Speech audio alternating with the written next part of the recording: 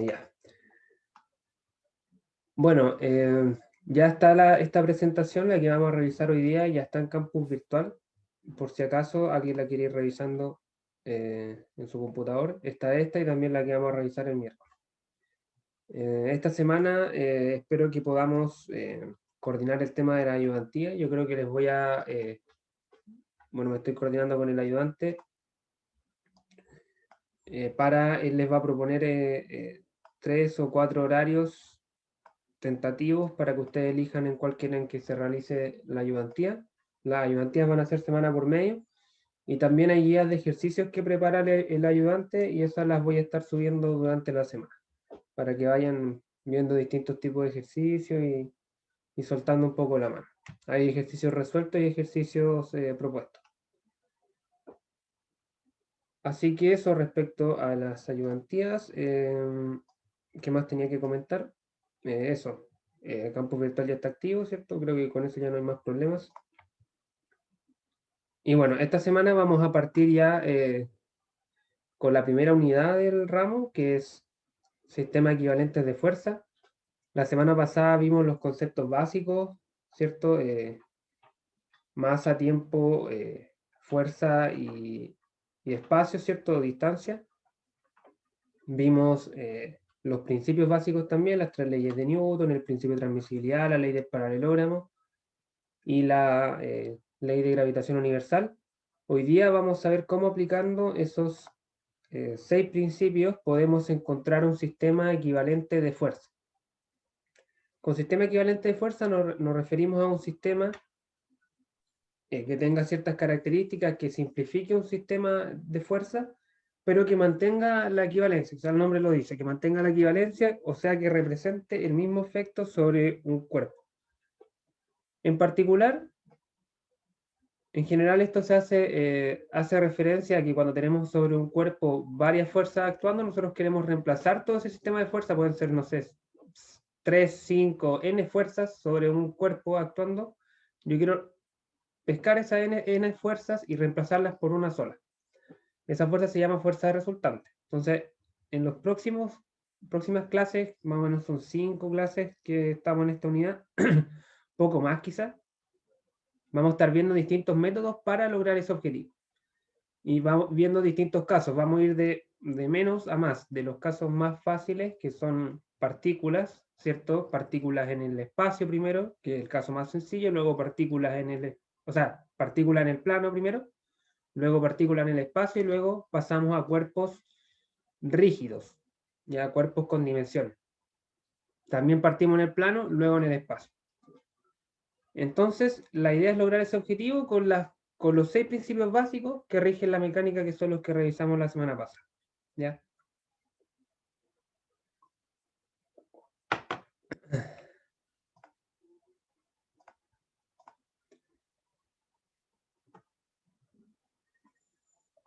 Entonces, como mencionaba, lo primero que vamos a hacer, o vamos a acotar nuestro estudio al principio a lo que son partículas. ¿Ya?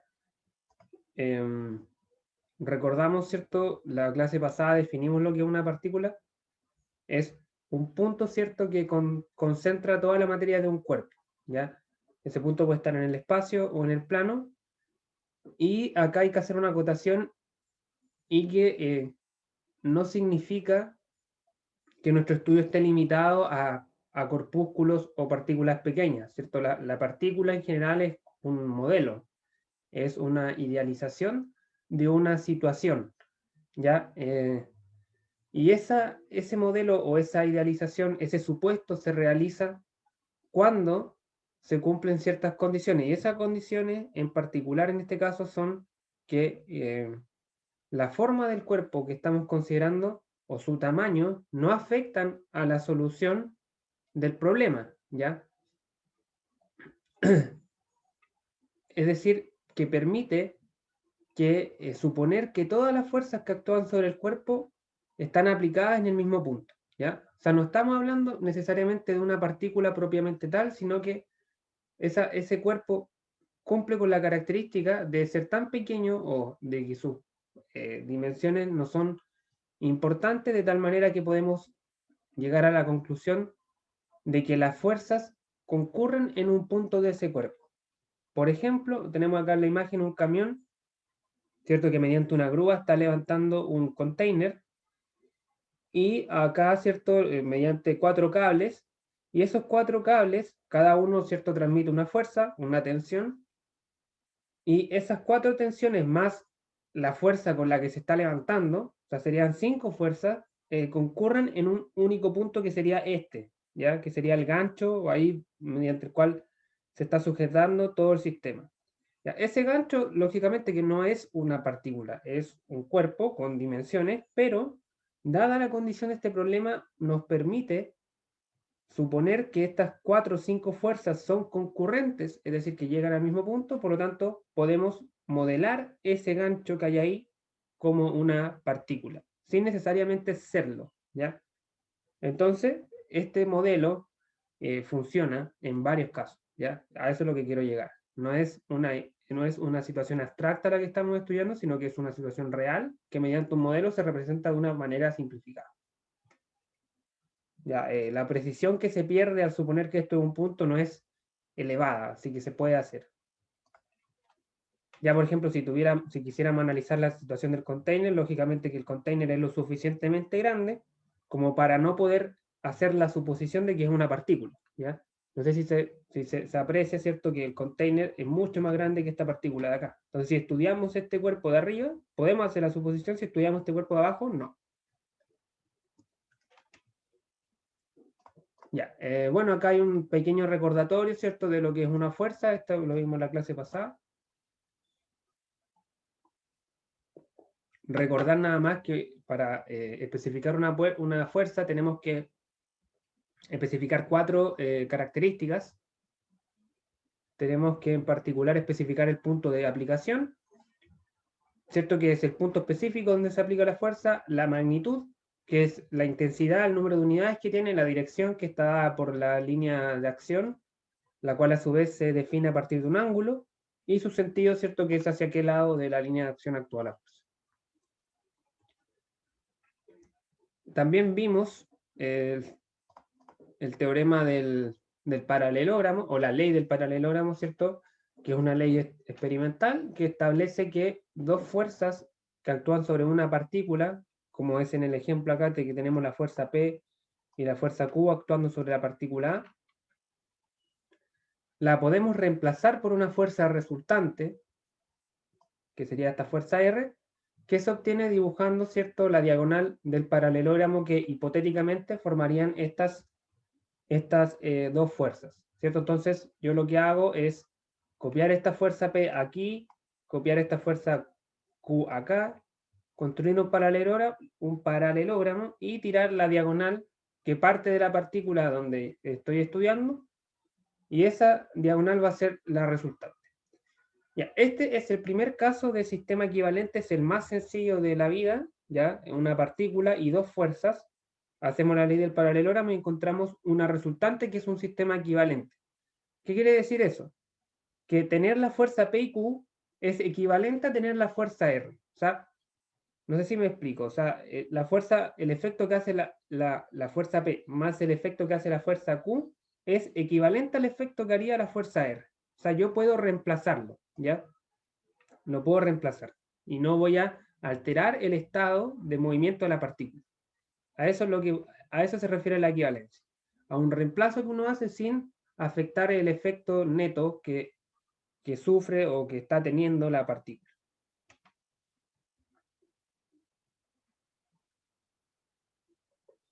Ya. A partir de la ley del paralelogramo, esta ley tiene un corolario, ¿cierto?, que es la regla del triángulo, que se deriva del método del paralelogramo, ¿cierto?, y que muchas veces es un poco más práctico, ¿cierto?, que aplicar la ley del paralelogramo, y solamente consiste, como digo, solamente en dibujar un lado de ese paralelogramo, que al final sería un triángulo. En la práctica, esta regla se traduce, ¿cierto?, a que para sumar dos fuerzas puedo, ¿cierto?, rearreglarlas de tal manera de mantener una fuerza aplicada sobre la partícula A y la segunda fuerza la traslado su inicio, ¿cierto? El inicio, por ejemplo, acá la fuerza Q, que igual estaba aplicada sobre la partícula A, traslado el inicio de la partícula Q al final de la fuerza P, ¿cierto? O sea, coloco un vector, el inicio de un vector, al final del otro. ¿Sí? Y así genero este triángulo.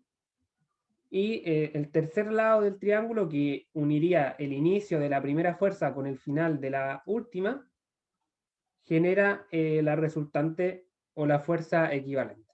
¿Ya? Yo sé que esto ustedes lo manejan, pero acá me es necesario recordarlo por lo menos.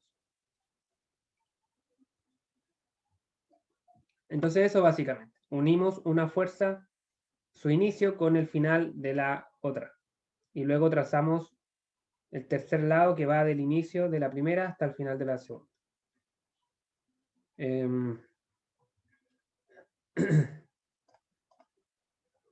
Eso. La regla del triángulo es súper práctica porque permite, además, ¿cierto?, al ocuparla consecutivamente, permite sumar más de dos fuerzas, ¿cierto? La ley del paralelogramo en particular no es práctica para esos casos porque no se puede construir un paralelogramo con tres lados, ya dejaría de ser un paralelogramo, pero la regla del triángulo me permite sumar varias fuerzas simplemente concatenando, ¿cierto? Reglas del triángulo consecutivas. Por ejemplo, acá tenemos en la partícula A, ¿cierto? Tres fuerzas, P, Q y S, que queremos sumar, queremos encontrar un sistema equivalente. Entonces, primero hacemos la regla del triángulo con dos, ¿cierto? O sea, mantenemos la fuerza P aplicada en A, la fuerza Q la movemos, su inicio al término de P y trazamos la diagonal, que a esa diagonal la vamos a llamar R1. Entonces, R1 sería equivalente a P más Q, ¿ya? Su efecto es el mismo que P más Q, pero me falta sumar la fuerza S. Entonces, ahora hago la regla del triángulo con la fuerza R1 y la fuerza S, ¿ya? El final de la fuerza S, o sea, el principio de la fuerza S, lo coloco al final de este resultado parcial R1. Y vuelvo a aplicar la ley del triángulo trazando el tercer lado desde el inicio de R1 hasta el final de S. Y genero ahora sí una resultante R. Entonces, esta resultante R es equivalente a los efectos de S más R1, y como R1 ya era equivalente a P más Q, al final estoy obteniendo una resultante que equivale a las tres fuerzas originales. ¿Ya? Este procedimiento se puede extender para sumar la cantidad de fuerzas que se quiera, ya siempre concatenando, ¿cierto? Reglas del triángulo consecutivo. Eso también se podría haber logrado con la ley del paralelogramo, pero sería mucho menos práctico. Entonces, si nos fijamos acá, en realidad, ¿cierto? Se puede hacer que las dos primeras fuerzas, o la suma de las dos primeras fuerzas se omita. Yo puedo omitir el resultado parcial R1 y sumar los tres vectores directamente. Como se muestra en la figura, ¿cierto? Simplemente tendríamos que rearreglar los tres vectores o las tres fuerzas colocando siempre una, luego el principio de la siguiente sobre el final de la anterior, y así concatenamos las n fuerzas, que en este caso son tres, y tiramos, ¿cierto?, el lado o la resultante desde el inicio de la primera hasta el final de la última. Y de esa manera encontramos una resultante para las tres fuerzas o las 4, 5, n fuerzas que tengamos en nuestro sistema. A esta regla se le conoce como regla del polígono.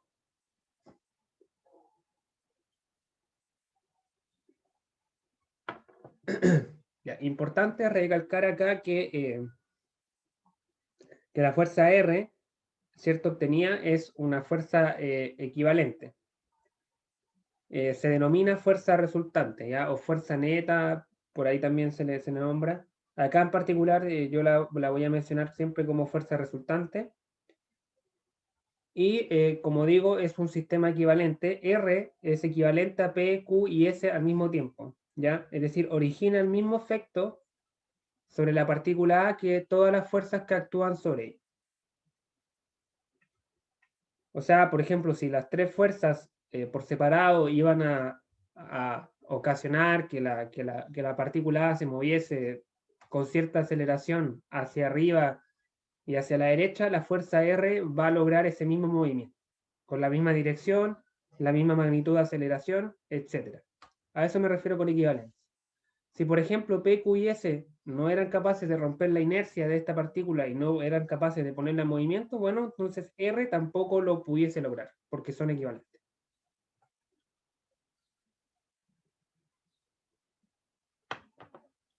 Ya, ahora esto en el papel, ¿cierto? En la práctica, con problemas numéricos, ¿cierto?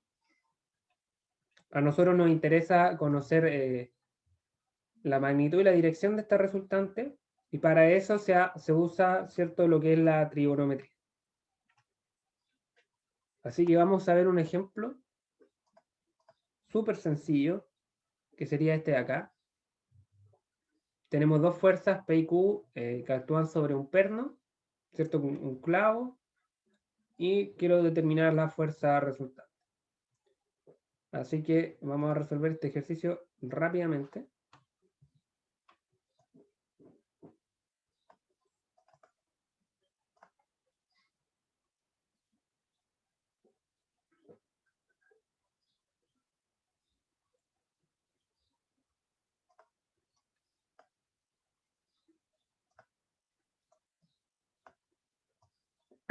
Ya.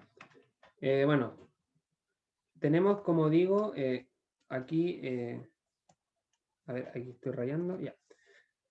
Tenemos dos fuerzas que son concurrentes, o sea, que actúan en un mismo punto, que sería el perno, ¿cierto? Así que en este caso es pertinente realizar la suposición de que ese cuerpo lo podemos modelar como un punto, le vamos a poner punto A, y queremos encontrar la resultante.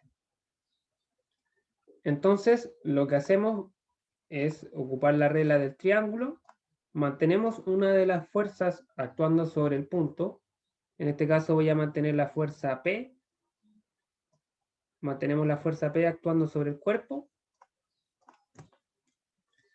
esta sería la fuerza P de 40 newton, 40 newton, ¿cierto? Actuando con un ángulo de 20 grados,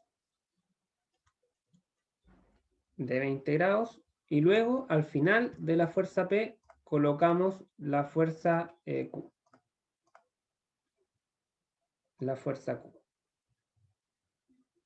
Algo por el estilo. Entonces aquí estaría la fuerza Q de 60 newton y forma un ángulo de 25 grados, pero 25 grados respecto a la fuerza P. Entonces esos 25 grados serían respecto a la proyección de la fuerza P. 25 grados.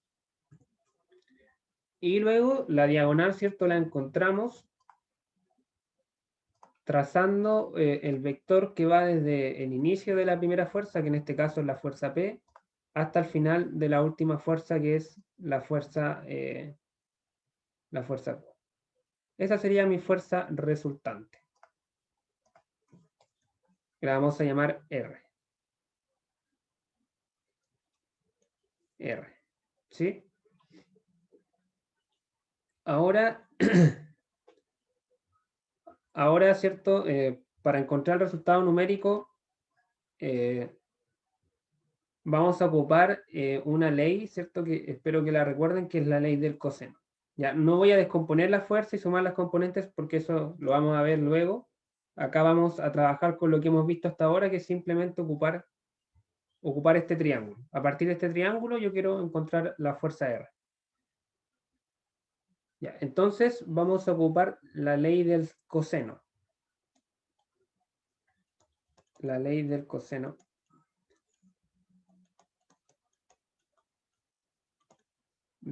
¿Qué me dice esta ley? esta ley me dice que para un triángulo, cualquier triángulo, un lado al cuadrado es igual a la suma de los cuadrados de los otros dos lados menos dos veces los mismos lados por el coseno del ángulo opuesto. ¿Ya? Entonces, en este caso, que yo quiero encontrar R, la ley del coseno sería R cuadrado, ¿cierto? Es igual a P al cuadrado más Q al cuadrado, ¿cierto? La suma de los cuadrados de los dos triángulos. Y a eso le resto dos veces los otros dos lados, P y Q, por el coseno del ángulo opuesto a R, que en este caso sería este angulito que hay acá. Y ese angulito, ¿cierto? Vale 180 menos 25, o sea, vale 155. Menos coseno de 155.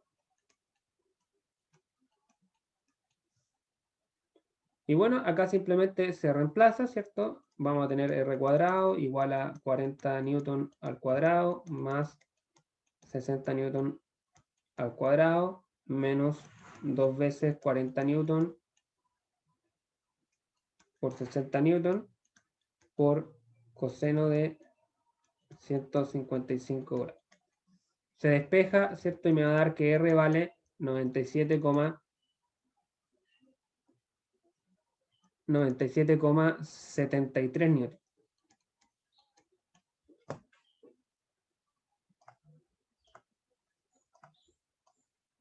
Esa sería la magnitud.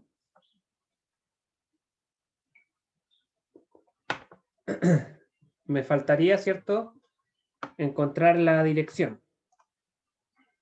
La dirección, ¿cierto?, que está dado por un ángulo.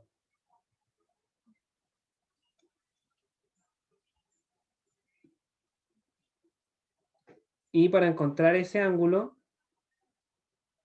lo que vamos a hacer es aplicar la ley del seno.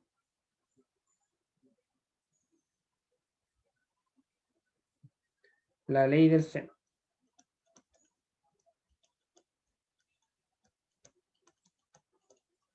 Ya, ¿qué es lo que me dice la ley del seno? La ley del seno dice que hay proporcionalidad entre el seno de un ángulo y el lado opuesto. ¿Sí? Entonces, por ejemplo, acá vamos a decir que este ángulo, vamos a llamar a este ángulo, bueno, vamos a llamarlo simplemente por el vértice. Este será el vértice A, este será el vértice B, este será el vértice C. Entonces, la ley del seno lo que me dice es que hay proporcionalidad, por ejemplo, entre el seno del ángulo que hay en A, es decir, este ángulo de acá, con el cateto, o sea, no es cateto, es lado opuesto, que sería en este caso Q. Sería Q. Eso es proporcional a, por ejemplo, el seno de este ángulo de 155 grados por el lado opuesto que sería R. Y también podríamos establecer la proporcionalidad con el tercer lado, que no es necesario, pero la vamos a dejar expresada igual. Seno de C por el cateto opuesto que sería P. Entonces acá podemos despejar el seno del ángulo en A. El seno de A, ¿cierto? Sería igual a Q. Pasamos la Q multiplicando. Q valía 60 newton. 60 newton por seno de 155 grados. Y eso dividido en R, que son 97,73 newton. Despejamos y me va a dar que el ángulo del vértice A de este triángulo vale 15,04. Entonces, finalmente, nuestro sistema equivalente nosotros lo podríamos representar simplemente con esta resultante R, ¿cierto? Que vale 97.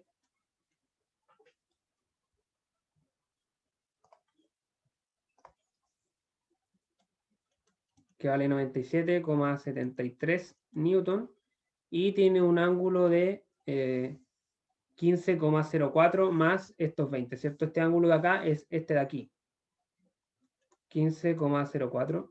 Entonces, para tener el ángulo respecto al horizontal, tengo que sumarle 20 y eso me da 35,04 grados.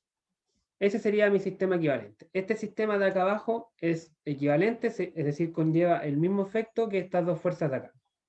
Y fíjense que estamos cumpliendo con todas las 4 características de una fuerza. Las estamos especificando. Estamos especificando la magnitud, que son 97,73 newton, la dirección, que está dado por este ángulo de 35,04 grados, el sentido es el vector, ¿cierto? La flecha hacia donde apunta, y el punto de aplicación sería el punto A. Entonces estamos especificando la fuerza de manera completa.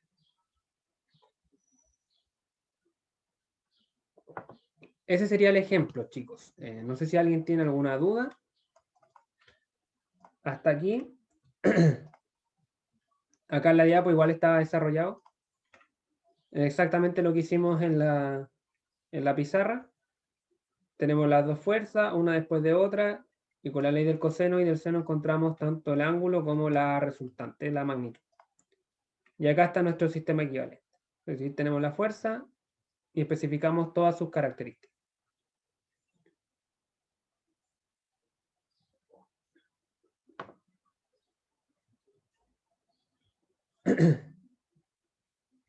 ¿Dudas, consultas, chicos, hasta acá?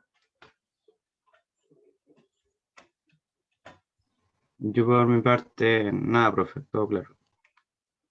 Ya, perfecto. Ya, entonces, esta sería nuestra primera herramienta para encontrar sistemas equivalentes de fuerza, ya que es sumar dos o más fuerzas aplicando las leyes de la regla del triángulo y leyes trigonométricas. Vamos a ver ahora el proceso inverso. ¿Ya? A la suma de fuerzas, el proceso inverso es la descomposición. Es decir, acá lo que queremos es, tenemos una fuerza actuando sobre una partícula. Por ejemplo, en este caso tenemos una fuerza F, ¿cierto? Que está actuando sobre esta partícula A. Y queremos reemplazarla por dos o más fuerzas, ¿cierto? Que en conjunto tengan el mismo efecto que F. O sea, queremos mantener la equivalencia, ¿cierto? Eso siempre va a ser así. Entonces, estas dos fuerzas que queremos encontrar el reemplazo, las vamos a llamar componentes de la fuerza original F. Y el proceso de encontrarlas, ¿cierto? Se denomina descomposición. Entonces, para cada fuerza F, existe un número infinito de posibles conjuntos de componentes, ¿ya? O sea, yo una fuerza la puedo descomponer de miles de maneras, ¿ya? Eso es lo que quiero llegar. Generalmente se trabaja, ¿cierto?, con las componentes ortogonales, pero las posibilidades son infinitas. Por ejemplo, en la figura que tenemos en pantalla, tenemos que la fuerza F la descompusimos en P y Q. ¿Sí? La descompusimos en P y Q, sin embargo, esta no es la única posibilidad. Y existe un número ilimitado de formas en las cuales a ustedes se les puede ocurrir cómo descomponer. Ahora, ¿qué conjunto conviene para hacer la descomposición? ¿Qué conjunto conviene? Bueno, eso va a depender del problema. Siendo común, ¿cierto?, encontrar ejemplos en los que se conozca, por ejemplo, una componente y se desee encontrar la segunda, o se conozcan las líneas de acción, es decir, las direcciones de las dos componentes, y yo deseo encontrar las magnitudes, ¿ya? Cualquiera sea el caso, se debe aplicar la ley del paralelogramo o la regla del triángulo y luego determinar las componentes mediante trigonometría.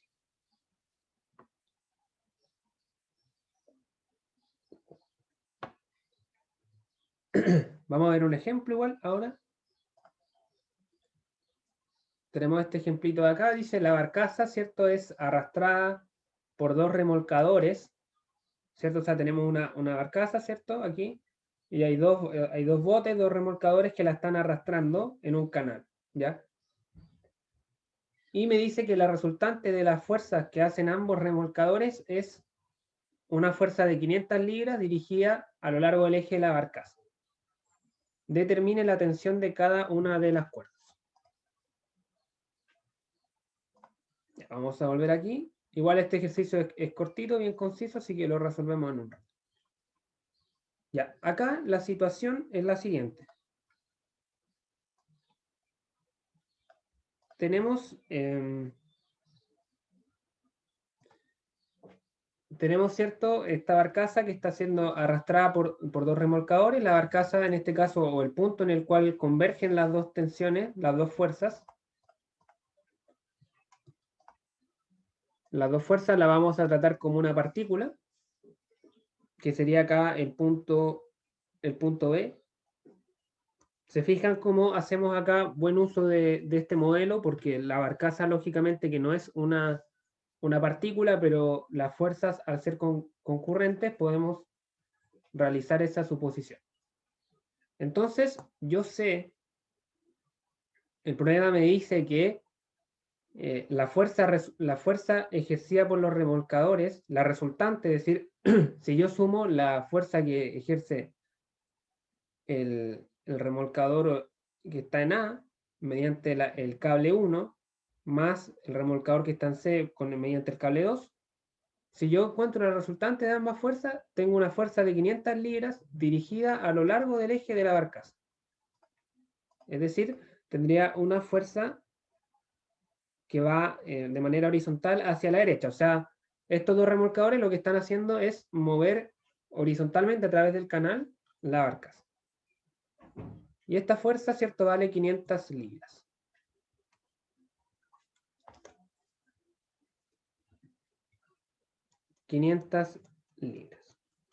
Pero yo sé que esta fuerza, que sería la fuerza resultante, es producto de la suma de ambas tensiones. Entonces acá tendríamos una tensión ejercida por el cable 1 y el remolcador A, y tendríamos otra tensión ejercida por el cable 2 y el remolcador C.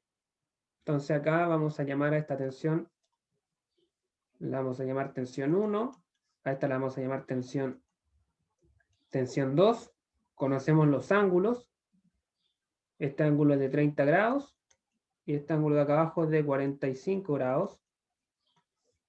Entonces, aquí lo que vamos a hacer simplemente es aplicar la ley del paralelogramo o del triángulo, ¿cierto?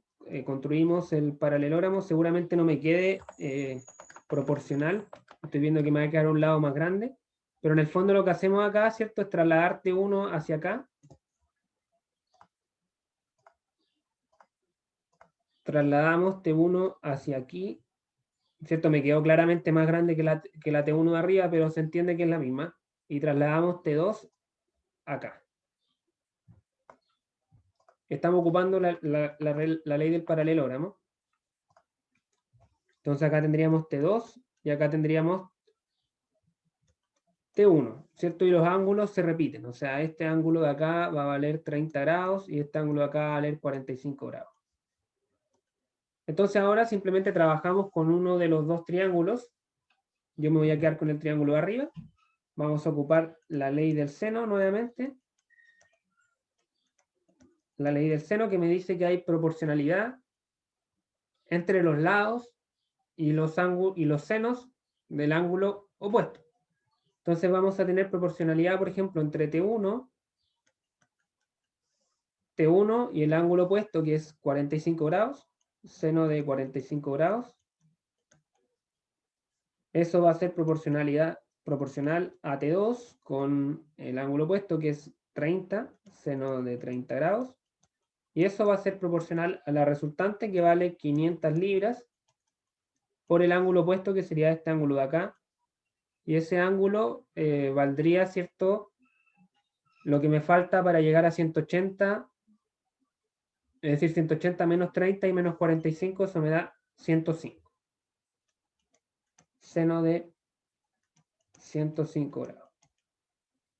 Y listo, simplemente acá despejamos T1, pasamos el seno multiplicando, seno de 45 por 500 libras, dividido en seno de 105, eso me debería dar 366 libras, si no me equivoco. Lo voy a comprobar rápidamente. Serían 500 por seno de 45 dividido en seno de 105.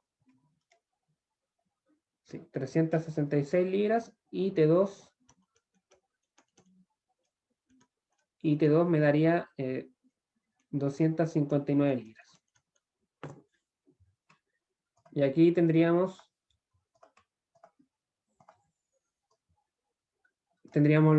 el resultado, las dos componentes. O sea, aquí, conociendo la resultante, hicimos el proceso inverso y encontramos las componentes o las fuerzas que originaron esa resultante. Entonces, esta T1 más esta T2, estas dos tensiones, con estos ángulos y estos módulos, es equivalente a la fuerza de 500 libras horizontal. ¿Ya? Ese es el punto principal acá. Equivalencia a fuerza. ¿Dudas, consultas con el ejercicio, chicos?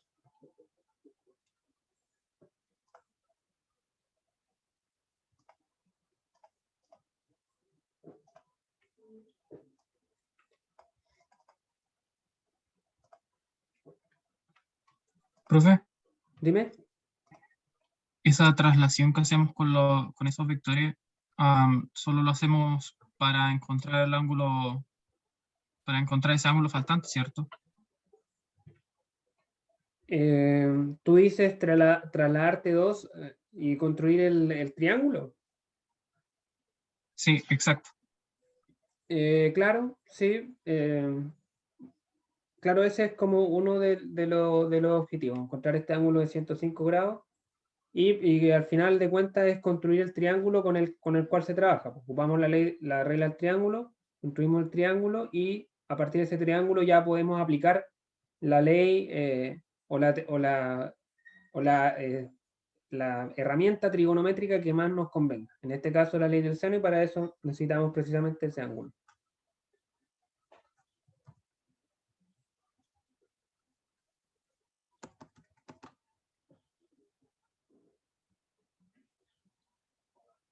Ya.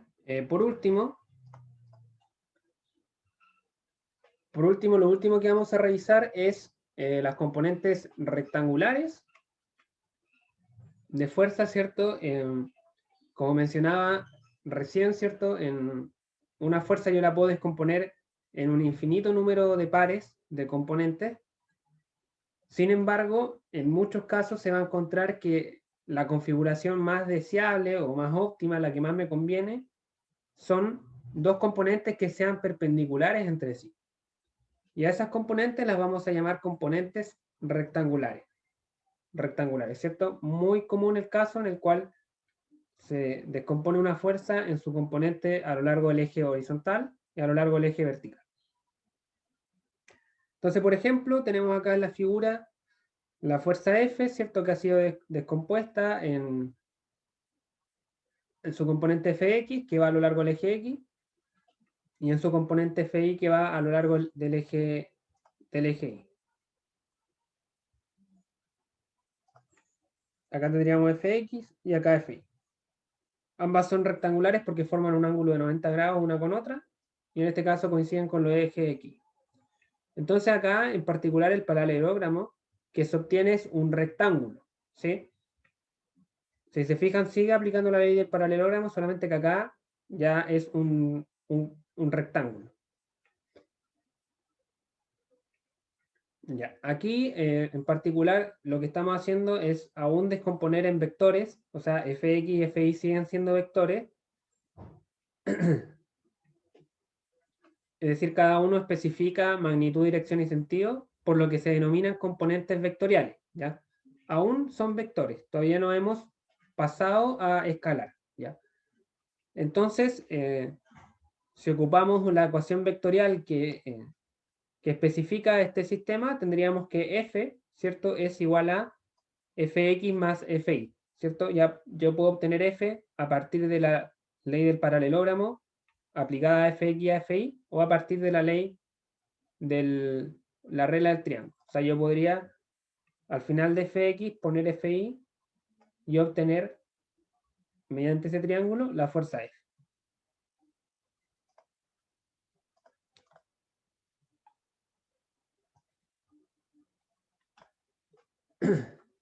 Ahora, ¿cuál es la gracia de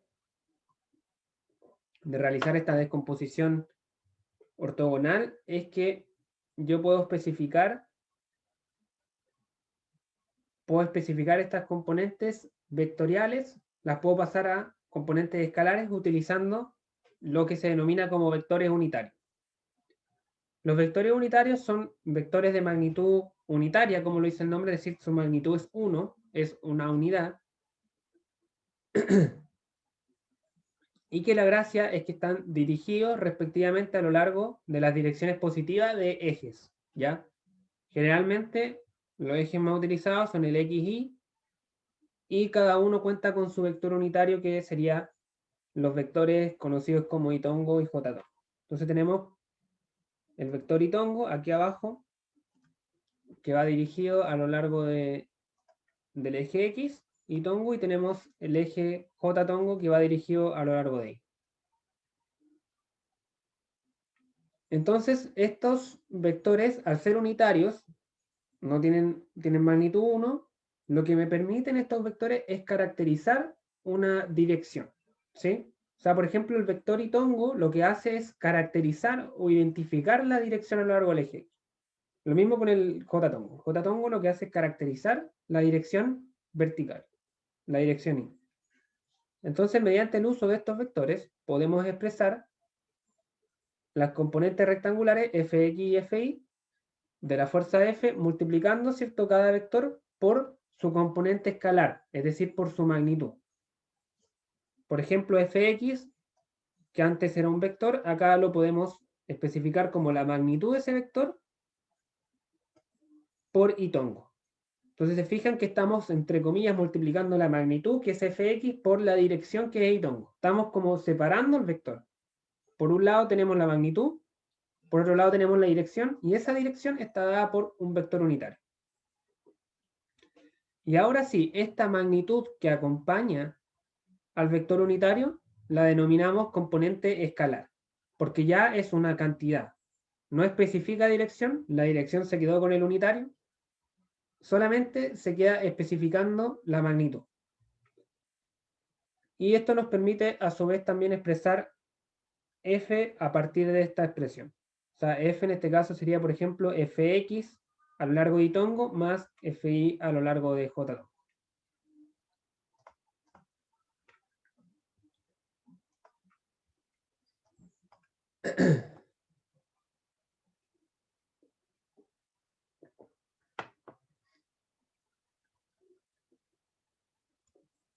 Ya, la otra ventaja que me otorga el hacer esta descomposición ortogonal es que yo puedo encontrar estas componentes simplemente aplicando las definiciones básicas trigonométricas. ¿Ya?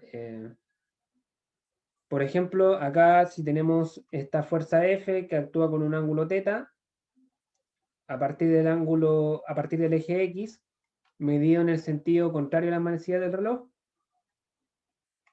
podemos expresar, ¿cierto?, que fx sería f coseno de θ y fi sería f seno de θ. O sea, ya no tendríamos que aplicar la ley del seno o la ley del coseno para encontrar las componentes, como hicimos en los problemas anteriores. ¿Sí? Tuvimos que aplicar leyes.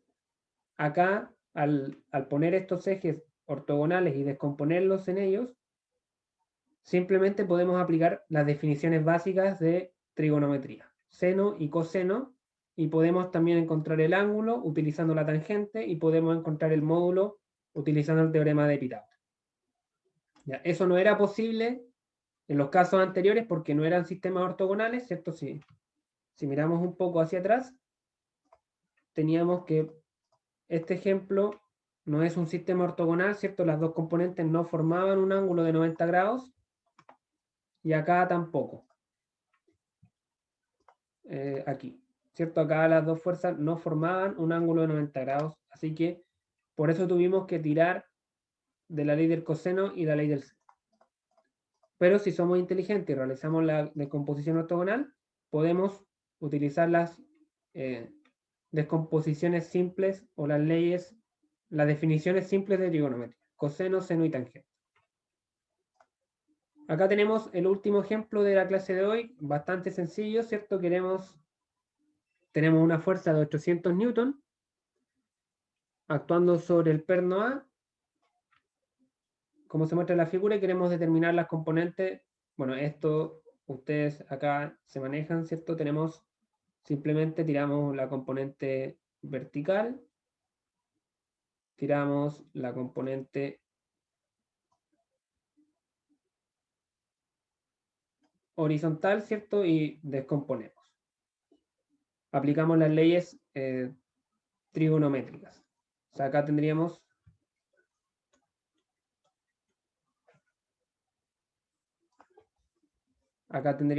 fx y acá tendríamos fi. Entonces, fx, ¿cierto? Sería 800 newton por el coseno de 35 y fi sería 800 newton por el seno de 35.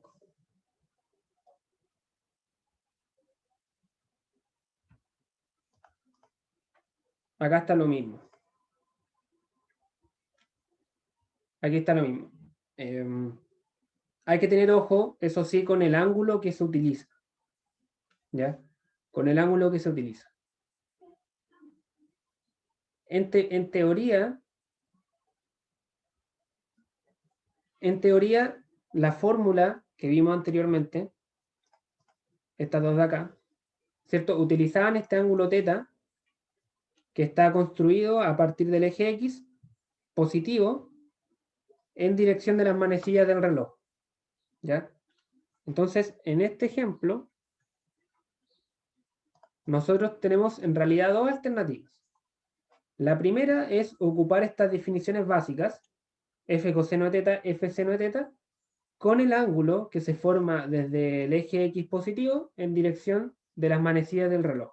Ese ángulo, en este caso, es 145 grados. 145 grados. ¿Cuál es la gracia de ocupar este ángulo? Que este ángulo me va a entregar automáticamente los signos correctos. ¿Sí? Por ejemplo, acá, si ustedes meten esto a la calculadora, 800 newton coseno de 145, les va a entregar menos 655. Lo cual es correcto porque fx es negativa porque va hacia la izquierda. ¿Sí? De igual manera, si ustedes meten esto a la calculadora, el FI, 800 newton seno de 145, les va a entregar más 459. ¿Ya? Es decir, cuando yo ocupo la fórmula estándar, que es con este ángulo, con el ángulo, insisto, positivo, desde el eje positivo X, en dirección de las manecillas del reloj, no, contrario a las manecillas del reloj, ¿cierto? Antihorario. Si yo utilizo ese ángulo, siempre la fórmula automáticamente me va a entregar el signo correcto. Si yo decido utilizar este ángulo porque es más sencillo y está ahí más a mano, digamos, ¿cierto? Yo tengo que poner los signos. ¿Ya? Yo tengo que identificar yo que esto es negativo porque va hacia la izquierda. Tengo que anteponer yo el signo menos 800 newton coseno de 35. Si yo meto a la calculadora el 800 newton coseno de 35 solo, me va a dar simplemente el 655. Yo tengo que anteponer el signo menos. Y lo mismo acá con este signo más. Entonces, al final, cualquiera de las dos fórmulas está bien. Siempre y cuando se tenga cuidado con los signos. Estamos trabajando con ejes de referencia, en este caso el eje X, la referencia positiva es hacia la derecha, por lo tanto si tengo hacia la izquierda va a ser negativo, y lo mismo con el eje Y, tenemos la referencia positiva hacia arriba, así que si tengo un resultado hacia abajo, ese resultado debiese llevar un signo menos.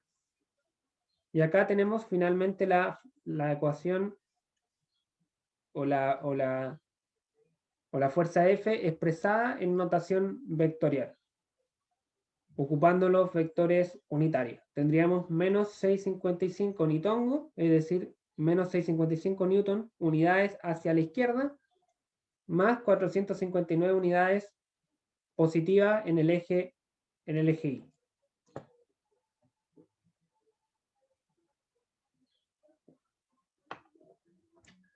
¿Dudas, consultas, chicos, con el ejemplo? Profe, los decimales no se toman en cuenta. O sea, a ver, no sé, es que en realidad eso depende. En este caso, por ejemplo, 800 coseno de 35 me daba 655,32. Claro, debiese tomarse algún decimal. Yo en este caso lo omití, pero para tener mayor precisión conviene trabajar con 2 decimales seguramente,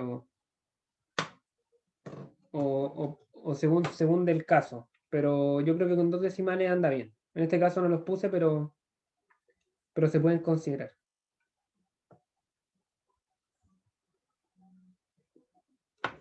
¿Alguien más tiene alguna consulta?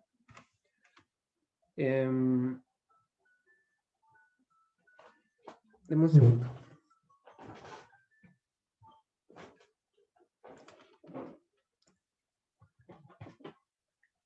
Y eso, chicos, hasta acá sería la clase de hoy. Yo sé que muchas de estas cosas ustedes las manejan ya, pero no quiero dejar nada en el aire y vamos a ir construyendo de a poco hasta llegar a contenidos más avanzados.